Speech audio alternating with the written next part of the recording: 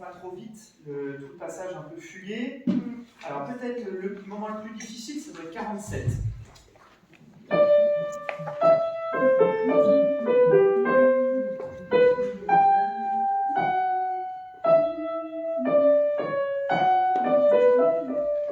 Ok, et on prend ça.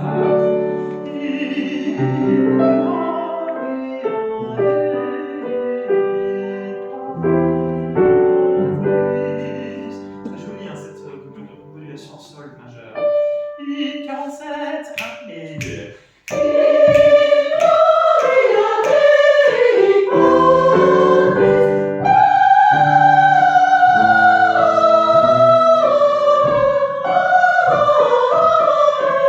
Alors, normalement, vous n'avez pas de men intermédiaire. Hein. Il n'y a qu'un seul amen.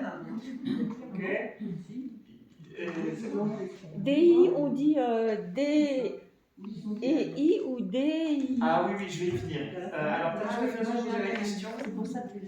Alors, nous, on a un seul grand amen. Du coup, pour le moment, retire les syllabes intermédiaires. On va garder la version majoritaire dans le cœur.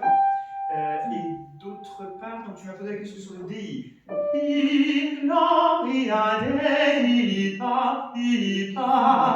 À quoi est-ce qu'on reconnaît le fait que le I il est posé sur la première des deux croches? Yes, il y a une liaison. Ça, c'est une information très importante. Quand vous avez une liaison entre plusieurs croches, plusieurs noirs, cette liaison, le plus souvent, c'est une liaison de syllabes, une liaison syllabique. Ça veut dire que vous n'avez qu'une seule syllabe à placer sur ce groupe de notes. On a à tort tendance à considérer que c'est une liaison esthétique. Par exemple, quand dans le poème de Brahms, il y a ce très beau passage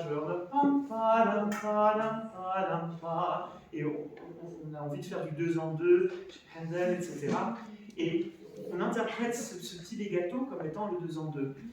Pour moi, c'est pas vrai. Hein. Dans la musique vocale, c'est une information de place de texte. Comment est-ce qu'on aurait noté D et I?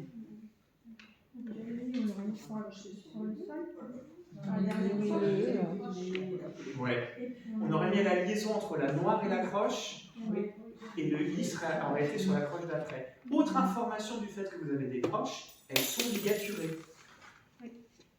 Elles ne sont pas croche-croche, avec une hanche, une hanche.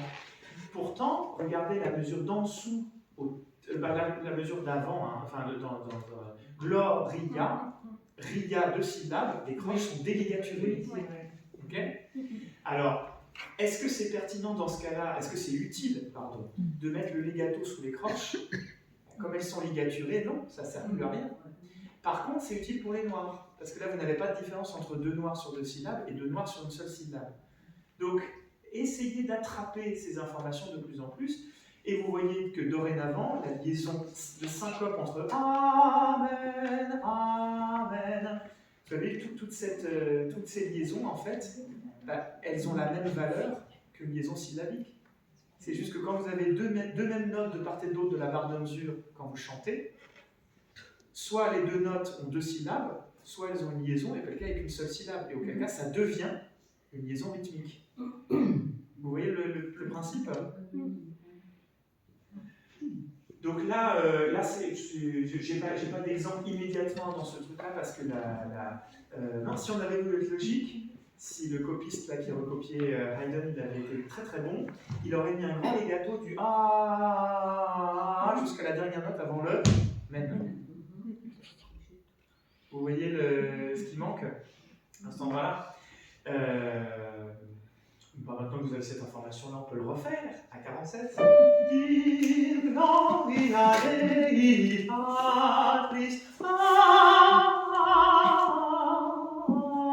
Etc.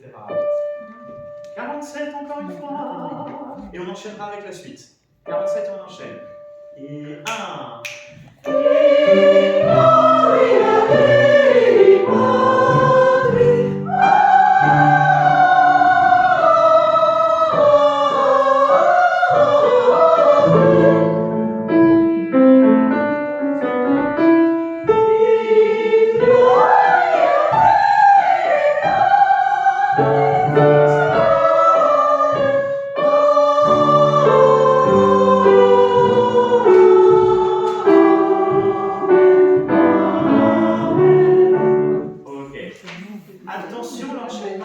Ouais. Donc, je suis pas excellent au niveau de la mesure 53-54 parce que je fais trop de choses en même temps.